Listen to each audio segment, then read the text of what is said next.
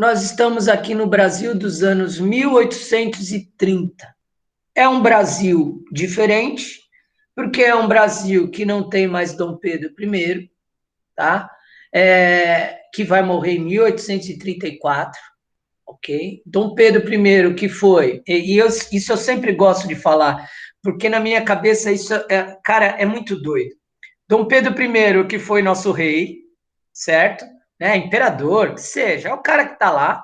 Só que Dom Pedro I tinha um pequeno detalhe de ser nosso rei, mas ser o filho do antigo rei, que a gente derrubou quando a gente virou Brasil, quando virou país. Isso não entra na minha cabeça, de verdade. Mas tudo bem. Aí acontece tudo o que aconteceu com Dom Pedro I e as elites brasileiras, toda aquela treta que você já viu em vários momentos. E aí o pai dele morre em Portugal, o irmão dele, o Miguel, assume, a dona Carlota, a mãe, está presa, maurzona em Portugal, aí ele volta para Portugal e ele vira rei de Portugal, o Pedro IV. Oxe, mas como é? Eu não entendo, mas tudo bem, tá? Só que o Pedro, quando ele sai do Brasil, ele deixa um legado, né? Ele deixa a família real, que é: eu não vou governar mais, mas quem vai governar a partir de agora é o meu filho Pedro, que vai ser o Pedro II, né? Personagem das nossas próximas semanas. A gente vai falar do Pedro II um bom tempo, né? Pelo menos umas 6, 7, 8 aulas. Só que o Pedrinho, nessa época, ele é só o Pedrinho, ele tem 5 anos de idade. E o Pedrinho ser só o Pedrinho com 5 anos de idade o impede de governar. Ele não tem competência para governar, ele é uma criança. E aí que surgem, né, aquelas reviravoltas que só a história brasileira ela é capaz de nos dar, né? É um país que só a gente, né? É Brasil acima de tudo, Brasil acima de todos, Brasil rumo ao precipício, né? Porque é muito louco essa coisa. Você passa, cara, se você viveu os anos de 1820, e eu sei que a Carol estava lá, eu lembro de ter visto o Diogo lá, né? Vocês viram lá em 1820 que as elites brasileiras, né, os caras poderosos, começaram com um papo furado de república, né? Mas o Brasil tem que ser republicano, a monarquia tem que cair, blá, blá, blá, blá, blá, blá, blá, blá, blá. E encheram o saco, teve guerra contra a Argentina por causa do Uruguai. Olha, cara, foi um inferno esse Brasil dos 1820. Né? Ufa, ainda bem que as coisas no Brasil de hoje estão muito melhores. Né? Ufa. Bom, quando o Pedrinho vira nosso novo rei, nosso novo imperador, ele não tem condição de governar, então surge a figura do tutor, né? A figura do regente, né? Nasce o período regencial. E aí, quem que vai governar o Brasil durante o período regencial? As elites brasileiras. Finalmente, eles conseguiram aquilo que eles queriam, que era assumir o poder. E aí, desculpa, engasguei. E aí, eu conversei contigo em aulas passadas, o que impedia as elites brasileiras de promoverem a república de fato? Hein? Né? Que eu até falei, pega o Pedro pelo nariz não, pela orelha, joga no navio e fala, vai embora, vai procurar seu pai, sai daqui, ele não precisa, vaza. Ué, alguma coisa impedia as elites brasileiras de promoverem o republicanismo no Brasil? Afinal, toda a América Latina, toda, acho que toda, ou quase toda, era republicana, né? Só que aí vem o problema da palavra república, né? É, é, olha, provavelmente a palavra república é uma daquelas mais mal usadas na história do mundo, né? É uma daquelas palavras mais maltratadas na história do mundo, né? Porque se você pegar a essência da palavra república, ela é valorosa, ela é bonita, né? É a ideia de que uma coisa é pública. E se uma coisa é pública, é uma coisa de todos. E se é uma coisa de todos, todos vão cuidar. Às vezes eu me pego ouvindo o que eu estou falando e às vezes eu visualizo, de fato, um homem romântico, né? Porque isso que eu falei agora foi bonito demais. Se uma coisa é de todos, todos vão cuidar. Aham, sonha, bobão, velho bobão, né? Não tem nada disso. As elites brasileiras poderiam ter mudado a história? Mudaram sim a história. Qual história? A deles. Então, se você olhar com atenção esse mapa lindo que o professor colocou aqui, ele tem uma bolota preta muito bem desenhada ali, que mais ou menos abraça todo o sudeste brasileiro. E aí, como eu já falei num passado recente, o governo brasileiro, o governo das elites brasileiras, vai governar isso aí. Ponto final.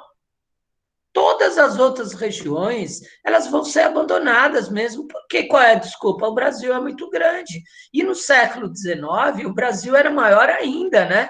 Porque qualquer travessia que a gente vai fazer aqui, cara, é no lombo do jegue, ou a pé. Concorda? Né? E a comparação, né? Hoje, dependendo da empresa aérea que você pegue, você vai levar umas 10 horas para chegar no Amazonas, dependendo do avião que você pegue. Hoje, tá? Imagina 200 anos atrás. Nossa, a gente já está falando de 200 anos quase, é isso mesmo, né? 200 anos que você tem uma mesma patota, o mesmo grupinho que briga entre si, né? Você tem aí governador que foi eleito com o voto do Bolsa e hoje fala mal do Bolsa, aí tem o Bolsa falando mal do governador. Né? É a mesma patotinha. Patotinha é uma gíria nova, tá?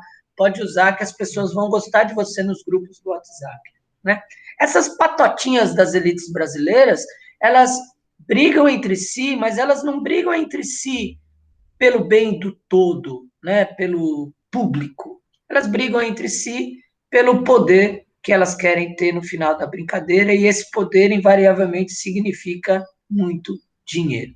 Mas entra aí, né, aquela teoria que eu sempre digo para vocês, né, que nós que somos explorados, nós que somos enganados, nós que somos corneados, nós que somos iludidos, porque somos românticos às vezes, uma hora a gente fica de saco cheio e uma hora a gente diz basta, chega, não quero mais saber de ser explorado, de ser enganado, de ser corneado, de ser torturado.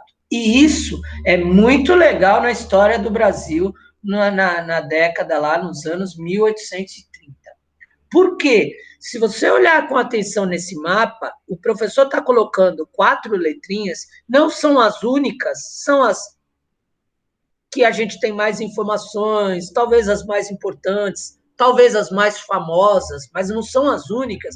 Mas o que, que significam essas 4 letrinhas? Significam movimentos sociais que vão contestar por todo o país esse governo central. E agora, eu sei que a Júlia está pensando, putz, mas esses movimentos foram lançados juntos e tinham imunidade. Não, esse é o problema, e talvez por isso eles não tenham conseguido melhores resultados. Porque quando explode a cabanagem lá no Pará, ela vai explodir lá no Pará. Quando você tem a balaiada lá no Maranhão, vai ser lá no Maranhão. Quando você tem a sabinada na Bahia, vai ser na Bahia. Quando você tem a revolta dos malês, né, os muçulmanos escravos que se revoltam contra a escravidão, nessa mesma época, é só lá em Salvador. Quando você tem a farroupilha, né, a Guerra dos Farrapos, é só no sul do Brasil. Esses movimentos não conversam, não dialogam, porque eles têm um inimigo comum. Porque você não tem a comunicação, né? Você não tem o processo. As coisas são muito distantes. Só que, cara, o movimento começa em 1835, o movimento começa em 1833, o movimento começa em 1837, o movimento começa em 1835. Você está vendo? Não é coincidência. Concorda contigo? Certo? Não houve um estalo. Ah, gente, povão do Brasil, vamos se revoltar. Não. Mas a coincidência dessa quantidade de movimentos mostra que o governo central, de fato, estava pouco se lixando para o resto do Brasil. Vamos dar um exemplo na cabanagem. A cabanagem é um movimento dos cabanos, né? Quem são os cabanos? Os cabanos são aqueles que vivem em casas, sabe aquelas palafitas, né? Porque no Pará, você vive na margem do rio, e o rio transborda, né? Então, eles constroem as casas sobre paus, né? 4 paus, né? São as palafitas. Você já viu isso, né? Então, aí o que que acontece? Esses cabanos, eles estão de saco cheio, né, da exploração do governo, e mais do que isso, eles estão de saco cheio do quanto o governo não os representa, do quanto o governo não olha para eles, do quanto eles, politicamente e economicamente, eles são jogados de lado. E assim, cara, essa brincadeira vai se dar por todos os movimentos sociais. Tá? Eu não costumo me estender sobre esses movimentos, né? O que é cabanagem, o que é balaiada, sabinada, farroupilha. Eu, como professor, gosto mais de dar um todo para esses movimentos, tá? É de mostrar que esses movimentos, eles querem serem vistos, eles querem ser ouvidos, né? Porque o que está acontecendo? A tragédia social no Brasil, a desigualdade social, o abandono social, ele é gigantesco nesse país de 1830. Então, vou dar um exemplo da Sabinada. O ranço, né, pegando uma palavra da coleguinha do primeiro ano de agora há pouco, o ranço da Sabinada é tão grande quanto o governo central, olha que maluco, que a Sabinada promoveu a independência da Bahia. A Bahia está independente do Brasil. E aí você pensa, caramba, que louco, né? Você vai ter um país chamado Bahia, mas tem uma condição. Olha que maluco. Os baianos voltam para o Brasil a partir do momento que o rei assumir o comando do Brasil. Olha que louca essa mentalidade, né? É uma mentalidade também até um tanto subserviente, né?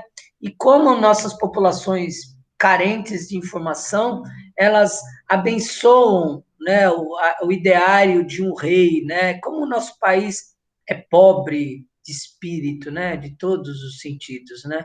Você tira o bandido, né? Você tira o ladrão e aí você bota o Messias Salvador, né? Um mito, né? Que vai continuar pouco se lixando para vocês, né? Quando eu estudava Sabinada na faculdade, era difícil entrar na minha cabeça, né? Esse tipo de discurso. Não, nós Bahia estamos fora do Brasil, mas quando o rei voltar, a gente volta também. Isso é muito doido. Isso é muito louco, tá? Outra informação importante que tem que ser dita, tá? Todos esses movimentos tiveram participação popular. São movimentos sociais. E aí, depois eu não posso esquecer de escrever na setinha, são movimentos populares. Teve ação do povo? Sim, ok? São movimentos populares.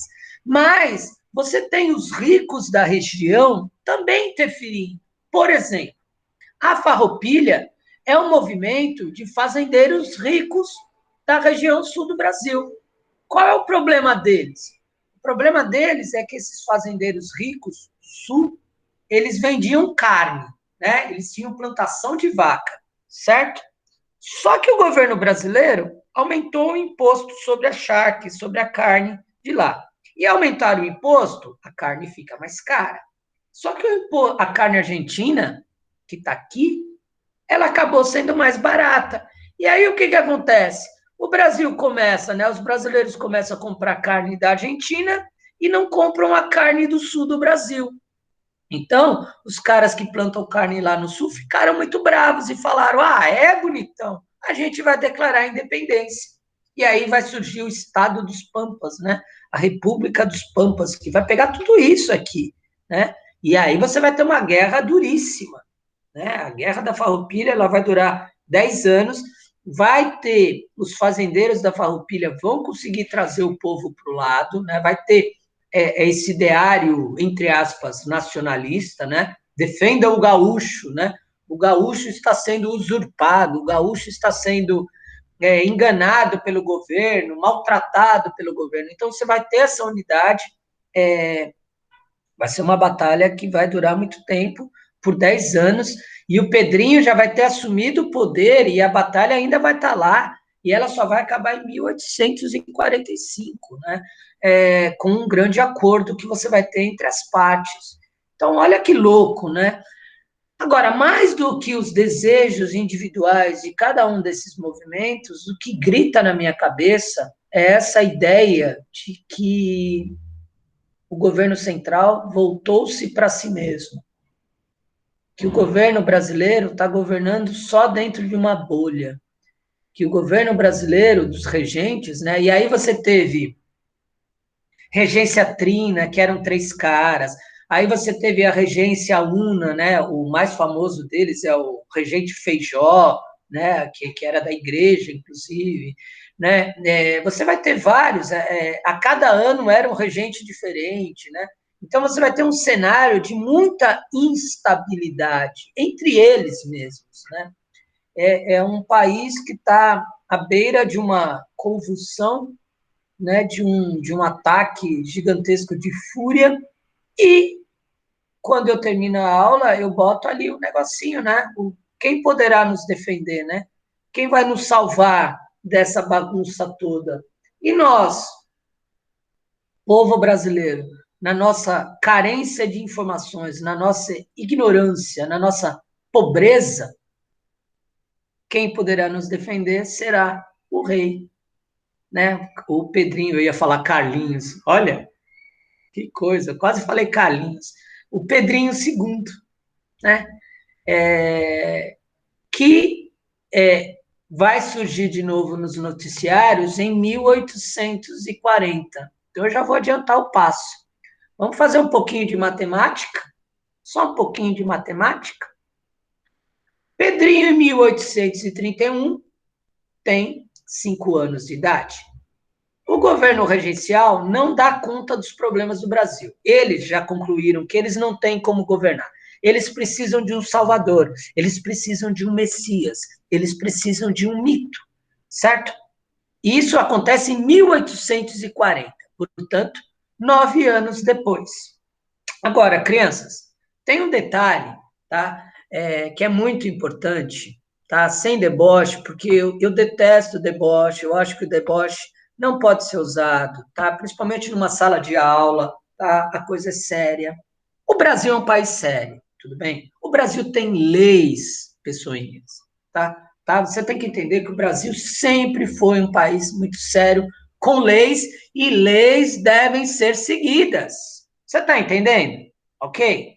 Tá? Não vem se vestir de vermelho, não, porque aqui a coisa é séria. Se o Brasil de hoje é sério, tem leis e devem ser seguidas, você está entendendo? Você está entendendo o que eu estou falando? Tá ok? Tá ok? Tá entendendo? Em 1840, o Brasil também tinha leis. É palhaçada, gente. Isso aqui não é um. O que vocês estão achando que isso aqui é? Isso aqui é coisa séria. Em 1840 tem leis. Tudo bem? Uma lei era muito evidente. Qual era a lei? Que um rei no Brasil só poderia assumir como rei em 2 ocasiões. Lógico, seguindo a família, né? Como é que fala? Hereditário, tudo isso. Mas tinham 2 condições legais, no sentido jurídico, para esse rei assumir o comando. Se ele tivesse 21 anos e fosse casado, ou se ele tivesse 25 anos e fosse solteiro. Mas, professor, que coisa maluca. Pois é, cara, são leis e o país é sério. Não vem querer tumultuar a minha aula. Aqui é muito sério. Então, você tem uma lei, sim, senhor, que óbvio que a população brasileira inteira, em 1840, não conhece, é evidente, tudo bem, mas ela existe, ela está lá. Rei com 21 anos, se for casado, porque se acredita, né, que a pessoa casada ela é mais madura, ela é capaz de gerenciar algo, né, como um país como o Brasil, ou com 25 anos se for solteiro, tudo bem? Aí ele já será mais maduro, poderá. Tudo bem? Captou? Beleza, né? Bom, Vamos fazer contas? 1831, Pedrinho tem 5 anos. 1840, os grupos de WhatsApp dos governos regenciais, das elites brasileiras, estão estourando porque eles estão ficando loucas, eles não aguentam mais. Eles chegam assim, teve um lá que falou, acabou, né? Botou bem grande, acabou, acabou, não aguento mais, acabou, acabou, ninguém vai me prender, tá ok? Acabou, né? Tava assim, eles falaram, desespero total, uma coisa de louco, certo? Certo. Aí, a pergunta que, né, depois que todo mundo deu seu piti, deu aquele estalo, xingou, falou palavrão na reunião ministerial, toda aquela coisa, né, muito bem educada, né, porque as elites brasileiras, gente, elas são finas, elas têm, assim... Ai, olha, me orgulho das elites brasileiras, me orgulho de verdade, tá? O que acontece? Começa a pipocar nos grupos do WhatsApp das elites brasileiras de 1840 a pergunta: quem vai nos defender? Alguém tem a ideia. Gente, vamos pôr Pedrinho no poder. Vamos lá. O povão pobre, iludido, ignorante, adora ver um rei. Adora um rei. Vamos lá, bota o rei. Alguém no WhatsApp, tadinho, que provavelmente foi expulso do grupo, escreveu a seguinte mensagem: as pessoas têm uma lei que proíbe o rei de assumir agora. Por que tem uma lei que proíbe? Conta aí comigo. 9 anos se passaram. 9 anos mais 5 é uma conta muito difícil. Vamos lá? 9, sobe 10, 44, 14 anos tem Pedrinho. Como que era a lei mesmo? 21 casado, 25 solteiro. 14 anos e tem que botar ele agora porque o Brasil vai explodir, né? Tá todo mundo declarando independência aí da Amazônia.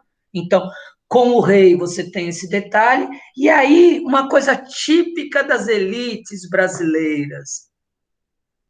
Expulsaram o bonitão, né? Que lembrou da lei, do grupo, obviamente, né? E professor, nessa época tinha milícia? Não sei, porque se tinha, acabaram com o cara, sumiu, tá?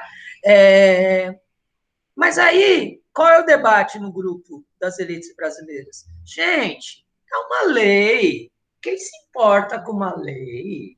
Essa lei nem sabe se existe. Existe? Alguém viu essa lei? Você viu? Está escrito de verdade? Não é? É invenção. Ih, bota não. Lei é coisa de petista, gente. Desencana.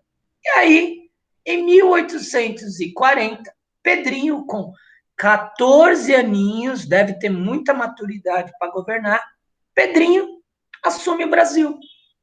E aí, meio que por mágica, os movimentos sociais começam a se encolher.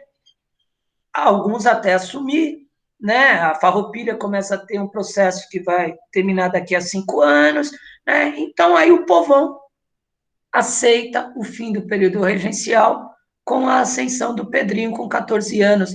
Só que tem um detalhe, crianças, se você não é um presidente ou um rei, olha lá, presta atenção no que eu vou falar, tá? Se você não é um presidente louco, se você não é um presidente louco, se você não é um presidente genocida, né? O que é um presidente genocida? Ele olha para os seus brasileiros e fala: se morrer, morreu, tá ok? Vai morrer mesmo. Se você não é um presidente louco, se você não é um presidente que tem uns amigos muito estranhos, alguns amigos assassinos, né? Você tem um, né? Se você não é um presidente assim, né, que não segue as leis, que não segue o que o mundo inteiro fala, que nega a ciência, que nega a história, né, que comemora a tortura, se você não é um presidente assim, se você é tirado do poder contra a lei, isso é um golpe, certo? Né?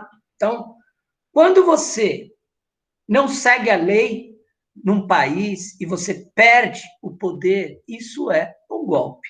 Então, A ascensão do Pedrinho entrou para a história do Brasil com o singelo nome de golpe da maioridade.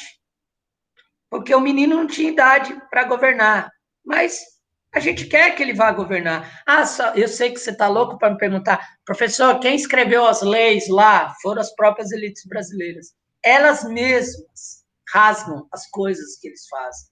As elites brasileiras, elas são algo que é como acontece hoje, né? As elites brasileiras reclamando da crise econômica. Aí eu me pego pensando, mas foi você que botou ele lá, não fui eu. Você está entendendo? Você botou ele lá. Então você não tem o direito de reclamar da crise econômica e nem botar a culpa no Covid, tá? Porque o Brasil já estava com o PIBzinho lá embaixo. O Brasil já estava com dólar a mais de R$ 5 lá atrás, antes do coronavírus. Porque, ó, é a desculpa que vão dar lá em dezembro, quando tudo estiver em ordem de novo, só que não, o cara vai falar, tá vendo? Eu queria voltar, vocês não queriam, aí ferrou a economia, culpa dessa pandemia, entendeu? É, rimou, pandemia com economia, sou poeta, ok? Caras, tá difícil, viu? Tá difícil estudar a história do Brasil. Não tá fácil, não, porque as coisas elas se repetem demais. E aí, para seu espanto, pequena criança, quando Pedro II assume o poder, o Brasil dos ricos vai melhorar. Mas vai melhorar muito. E o Brasil dos pobres, professor? Ah, o Brasil dos pobres já tem o rei. Eles não queriam o rei? Já está aí o rei. Está lá o Messias, está lá o Salvador. Aguenta aí, toma cloroquina, que tudo passa. Vai morrer mesmo, ok? É isso. Simples assim. E é verdade isso que eu estou falando, viu? O Brasil de 1840 a 1860, mas qual Brasil? O Brasil dos ricos vai crescer, vai se dar bem, a coisa vai caminhar, a coisa vai fluir. O Pedro II vai virar um homem, vai deixar de ser um fantoche, entre aspas, vai começar a governar, as coisas vão se desenvolver. Ah, que legal. É verdade isso, não estou sendo debochado, não, estou falando sério. Só que a escravidão ainda existe no Brasil, a pobreza é imensa, a desigualdade só aumenta, doenças aí, sarampo, malária, varíola, todas essas porcarias estão aí, tá todo mundo morrendo disso, ainda bem que hoje não, né? Hoje, ufa, tá todo mundo vacinado, gente, eu fico, olha, feliz com a coisa de hoje. Hoje tá diferente, né? Hoje tá legal. Cara, me desculpa, mas não dá para ensinar a história do Brasil sem ser debochado, irônico, né? Se meu pai visse essa aula agora, ele odiaria e provavelmente ele deixaria de seguir o meu canal, né? E se comentários fossem permitidos, ele diria no comentário: "Ah, seu pessimista vermelho desgraçado". Ah, blá, blá, blá. Porque é como as elites respondem, né? É assim que funciona. Beleza? Tá ok? Ok? Tudo bem? Então tá.